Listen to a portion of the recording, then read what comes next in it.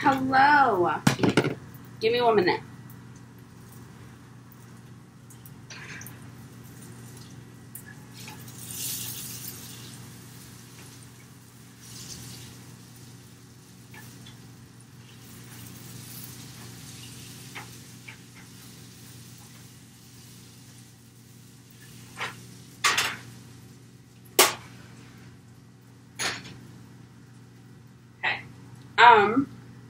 So the first thing I wanted to share is that I think my eating habits, I'm someone who immediately goes to, when I'm cooking for myself, I immediately go to, like, the meat and the potatoes, you know? So what's going to be my grain? What's going to be my meaty substance? I'm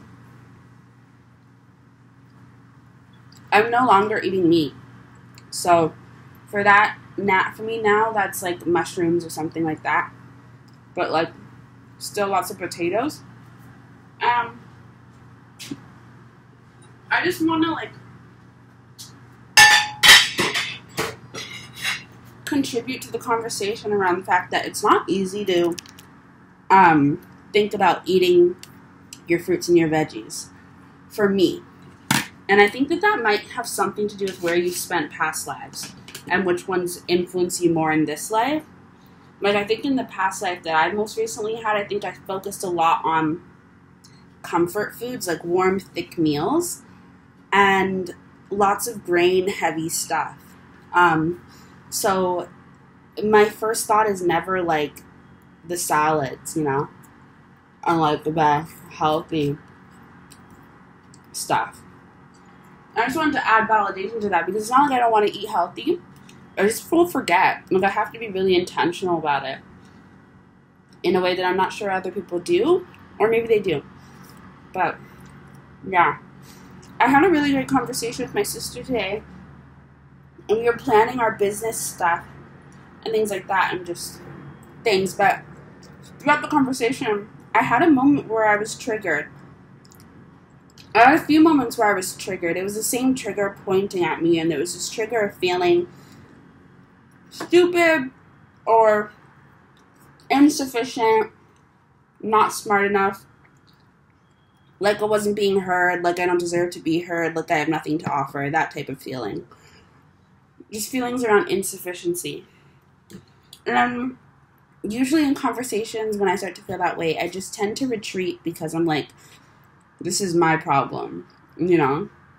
But by retreating, I can be passive-aggressive, I realize, with my emotions. So when I retreat, I don't really retreat and then just not make it known to the world. I retreat and I make it known, you know? Because I wear my emotions on my sleeve. I'm realizing. I thought I was someone who hid my emotions very well. I'm not. So when I'm feeling something, it's quite obvious. It's just that I'm not going to say it. And I think I'm hiding it. And I think I'm making it only my problem, but I'm not. I'm making it everybody's problem. And it's just whether people choose to deal with it or not. And thank goodness my sister didn't deal with it, so I had to just deal with it on my own and get to the point where I felt brave enough to say something, which ultimately just ended up turning into me having to work through my own stuff.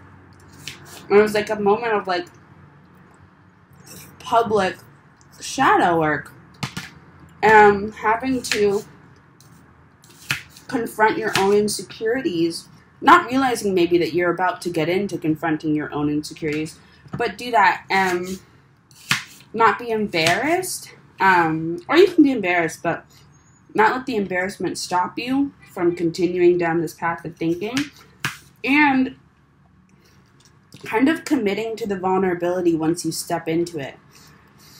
And I think that this is part of how we don't, like, once you do whatever, how much shadow work you need to do in order to live in, lighten your shadow and just make it more comfortable, part of the maintenance work is, like, actively addressing triggers in the moment. This was one of those moments because I was feeling really, you know, downtrodden and kind of self-pitying and like, you know, feeling attacked. And my feelings were valid, but it wasn't the truth. It was true that I was feeling that way, but it wasn't true that I was being attacked, you know? I didn't realize that in the moment because I wasn't in an altered state. I wasn't myself.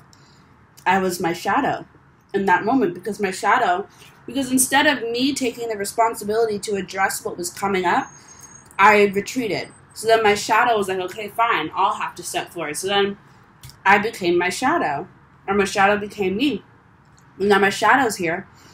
And it's working on both consuming the energy and the trigger that I just created, that I just got confronted with but chose not to deal with and just left for my shadow. So now my shadow is now working on consuming this while also being present. But that's hard to do because it's like asking the shadow to multitask and be in two different realms at once when it's not really built that way. The shadow's meant for a specific space and it likes to stay there. That's its home. You wouldn't ask a fish to be on land and in water 50-50, you know, do both. It doesn't work that way. Fish is a water creature. Shadow is a shadow creature. It's not really meant to be in the moment, in the present, with you in the 3D, you know, talking to people and blah, blah, blah. So when it does have to do that, because I was like, peace out, I'm done, because I was triggered and I didn't want to deal with what was happening. So I let my shadow, or not let, I kind of forced my shadow to have to come up and deal with it themselves, while also absorbing the trigger that I didn't want to deal with. So now it's absorbing more energy that's unhealed. So now it's absorbing some trauma that I'm going to have to work through at a later date, you know, because I'll eventually get to it. So my shadow was now there, and I was my shadow, and I was, you know, in my head, self-pity, blah, blah, blah. And I'm still me in my shadow. So now my shadow's there, absorbing the trauma. Actually, my shadow's the one doing the shadow work, doing their job, thinking through things, what's happening, and I'm there wallowing in my head, you know, like, oh, I feel sad and attacked and all these things. And then I kind of had to, like, wake up and be like, wait, I'm having all these thoughts and stuff like that. And actually, it didn't come through in a self-reflective experience at first. It did, but not really. At first, it came through in a way that was, like, me thinking about contributing to this idea that me and my sister were talking about. But what I also learned through this experience is that a lot of the ways that I engage or build on ideas is through my own self-reflection.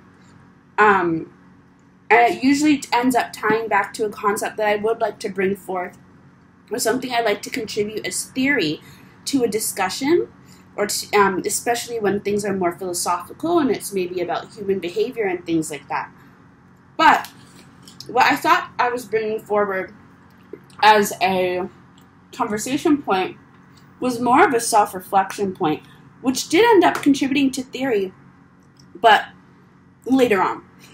But yeah, so that was my first attempt at trying to take back the power, and not really take back power, but actually give my shadow a break and be like, sorry, I just left you to deal with all this stuff. Let me help by, you know, being forward and speaking up and saying something. And so I did it that one time, but I didn't feel resolved, and it was because I didn't address it in its truth, because I wasn't acknowledging that this was actually a personal experience and not an experience outside of myself. You know, I tried to frame it as, oh, well, you know what, because I'm feeling this way, let me apply it to what we're actually talking about, you know, outside of myself, make it not personal. One, because I didn't want my emotions to be a burden and, you know, my own triggers to be a burden, but also because I didn't want it to be about me. You know, a little bit of embarrassment, insecurity. But I realized the things that you're embarrassed about, the things that you consider a burden, never are. Because whatever your gift is, whatever your way into a conversation is what is needed from you. for me, my way into conversations and my way into contributing usually is through a bit of self-reflection. And when I can present it authentically by presenting it in an alignment with what I'm actually feeling rather than how I want to nicely frame it and picture it so that I don't have to be embarrassed by my own emotions, then it comes out in a way that is more helpful, and I end up getting to my point quicker. And it even makes me think about the fact that, which is another conversation I was having with my sister, where I felt like I'm kind of a busybody talker, like I ramble a lot and don't really get to my point. And I'm thinking maybe I don't get to my point is because I really have a problem with putting myself in the conversation in a reflection way. One, because you worry about making things about yourself. But there's a difference between being super self-centered and only talking about yourself and making it about yourself only just as an introduction to get to the point that you actually want to discuss. But for me, I was saying a lot of my ideas do come from me just thinking to myself, or the different things that I've been learning through my own little healing stuff. So that is where a lot of my ideas lie. But sometimes I try to separate them and make it its own thing, but it's not its own thing. My own healing part and the stories that I'm telling are a huge part of the overall concept or the overall contribution. And I can't separate myself from it. But it doesn't have to be, about me in a way that feels very ego-filled, even though there's nothing wrong with the ego. But I've already talked about that a lot, so I won't go into that. But, yeah, I was just thinking about, because I really thought about what it feels like to actually fall into my shadow and remember the moment specifically, but I had that moment. And I felt what my shadow was like. And the shadow was not the bad guy. It was me in that moment. I wasn't a bad guy, but I really did get overtaken by my own self-pity. The shadow gets a bad rep and a misunderstanding because the shadow's not here holding on to all your garbage and hoarding your trauma. Every time you abandon yourself in the moment and choose not to acknowledge what you're feeling openly, if you're a person that has to express their feelings openly, which I'm realizing I am. So we're all different. We all work with our feelings differently. Some people can work through it on their own and be fine. I used to say that I was someone who could work through things on my own and that's actually how I work best. I'm realizing that's not true at all. I need other people around. I need to voice things and say what I'm feeling. And oftentimes I need to be given a different perspective, and have things corrected because I tend to have a tendency to make things seem worse than they are, or just kind of put myself in an attacked position, a victim position. And I think it's because of the relationship that I used to have with the voice inside my head that makes me feel like I am constantly on the attack and that I am constantly in the wrong, that it makes me not want to share my feelings and not want to ask for help because I don't want to be invalidated, but I also don't want to be a burden. So it's a bit of both. But I'm realizing I'm the type of person that needs to express their feelings openly. And so, but the thing about being that type of person is it's hard because in doing that, your feelings, I've had to realize, are not reflective of the truth. And your feelings are a little bit different from your intuition. At least it is for me. Intuitively, I knew that I was that I was being dramatic. And you know how I knew that? Because my shadow was out here taking my place, trying to be present in the moment while also trying to work through this trigger that I just had. And it was intuitively telling me that I was overthinking it and kind of trying to beckon me back so that I would get out of my head and rejoin the conversation. It was me wallowing in my feelings, which my feelings were just there. They're not wrong or right. They're just feelings, and it's true that I was feeling them, but it's not true that what they were feeling were actually reflective of the truth of the situation. And that's something I really had to get better at recognizing. And this was one of those experiences. And so, the thing about being a person who needs to express their feelings openly is you have to also be okay with then being corrected and knowing that doesn't invalidate what you felt. It just means that your feelings don't reflect the truth. They just reflect what you're feeling. And be okay with kind of public shadow work,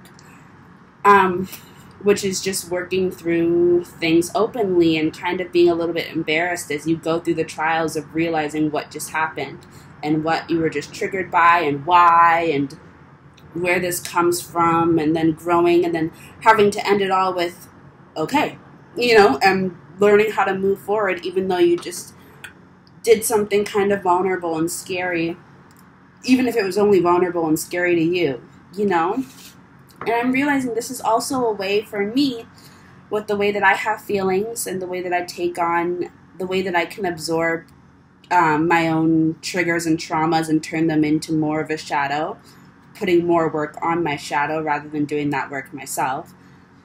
The way that I maintain that is by addressing things in the moment.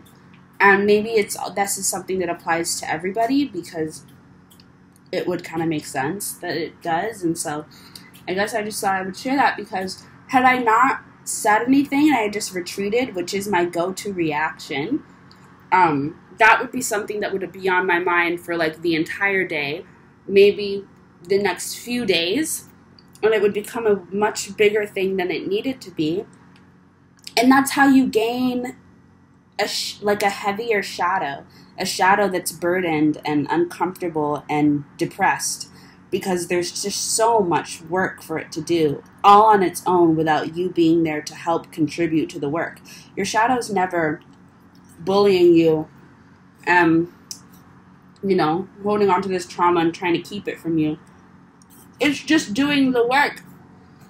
And that work is uncomfortable. And it does suck, because it sucked as I expressed how I was feeling openly and then had to take many turns, and I had to go back and forth and recorrect myself and reframe myself and understand what I was even trying to actually say, because if I knew what I was trying to say and if I knew what I felt, it wouldn't be shadow work. The point is it's a trigger, so it's something confusing and deep-rooted that's coming up, and you have to figure out what's going on. When you have to do that openly, it's even more scary, because you feel like you need to say what you need to say quickly and make it make sense, but sometimes it's just not going to make sense on the first time, and that's okay. But that was an experience I had today. And I guess I thought I would share it because it was an experience where it didn't end with me being correct or anything like that. And in fact, it circled back to an understanding that I had earlier, but then I had come to that conclusion earlier from like a logical point, but also logic mixed with insecurity about the fact that I had said something that maybe didn't make sense and maybe that I was projecting.